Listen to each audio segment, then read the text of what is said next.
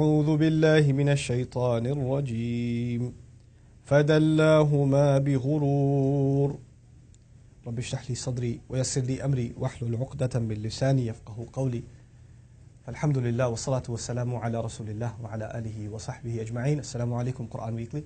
The 22nd ayah of Surah Al-A'raf is a long one, but in this brief reminder I want to share with you the first part of the expression that's used in it that has just an incredible amount of wisdom for life in our dealings with shaitan. Allah Azza wa Jalla is describing how shaitan got our parents, Adam and Hawa, salamun alayhima, to make the mistake that they made. What was his strategy to get them to listen to him? Not just what he said to them. We all know that he whispered to them. We all know that he offered them eternity and that they could stay in Jannah. We know that. But how did he do it? What method did he use? That method is important to understand, and it's captured in the first expression of the ayah. فَدَلَّهُمَا بِغُرُورٍ. Dalla is used when you draw a bucket. Like dal in Arabic is a bucket. And adla is to drop a bucket down and pull it right back up. You know, in the old times there's a well and you kind of crank up the water. You know, and you pull the bucket back up. This is adla. But dalla is to slowly lower the bucket, or to put a bucket, you know, for a very primitive way of hunting an animal. You have some food like a carrot or something, you put it inside a bucket and it's tied to a rope, and the animal comes and you kind of pull it little by little by little by little towards yourself, and the animal follows it. This is actually called dalla. Like literally shaitan didn't go out and say, disobey Allah. He offered it a little bit, just a small little bit of compromise, and they listened. And then he offered just a little bit more. It's harmless. What I'm saying isn't haram. I'm just saying just don't take it a little bit easy, you know. And then you don't have to eat from this tree, in the case of our parents. You don't have to eat from, I'm not saying you should eat from the tree. I'm just saying at least check it out. It's a beautiful tree. There's no harm looking at it, is there? Now, look, Allah's commandment was, وَلَا تَقْرَبَا هَذِهِ الشَّجَرَةِ. Don't go near this tree. So the first thing he says, look, at least you're not touching it, okay? At least you're not touching it. Just go near it. What's the big deal? And then when they go near, then you know what? It's not like you're not supposed to climb it. You're just not supposed to eat from it.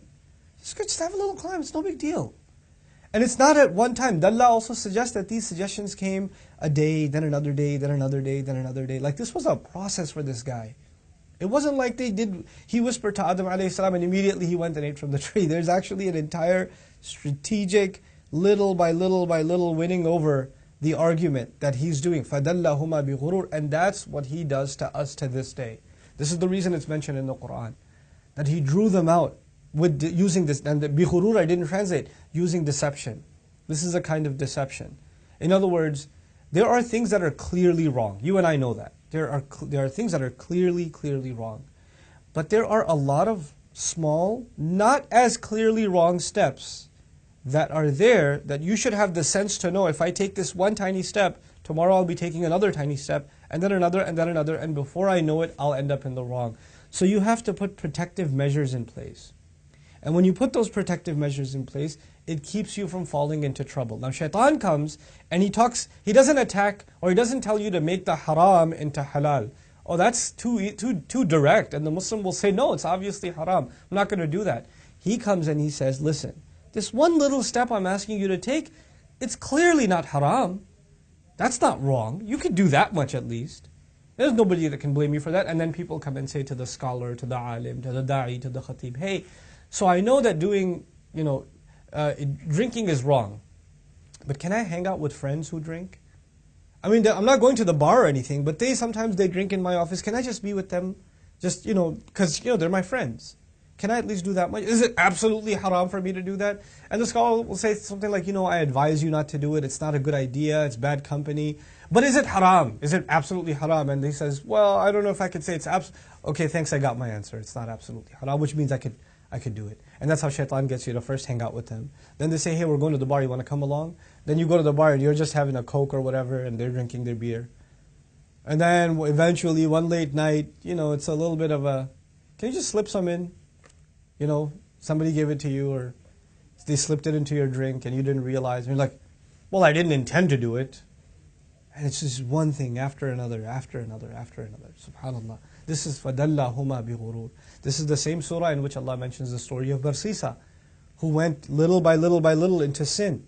And this is not the occasion to tell you that story, but the point is the same. Shaitan will not come at you directly calling you to do the wrong thing. Shaitan will come at you to try to just compromise or get on the road to the wrong. And by the way, when you're on that road, until you do the wrong, nobody can come out and directly tell you, listen, by the way, this is wrong what you're doing. Because it's not wrong. It's on the road to it. And if you don't recognize that you're being pulled slowly but surely towards it, then you only have yourself to blame. This is why Allah's commandment to Adam a.s., the advice to Adam a.s. wasn't just don't eat from this tree. The advice was don't go near it. There's a big difference between those two things, you know. And so you and I have to recognize there are some things that are clearly haram, but there's a road that leads to them. We have to watch out and not go on that track that shaitan's trying to reel us into. Barakallahu li wa lakum. Wassalamu alaikum wa rahmatullahi wa barakatuh.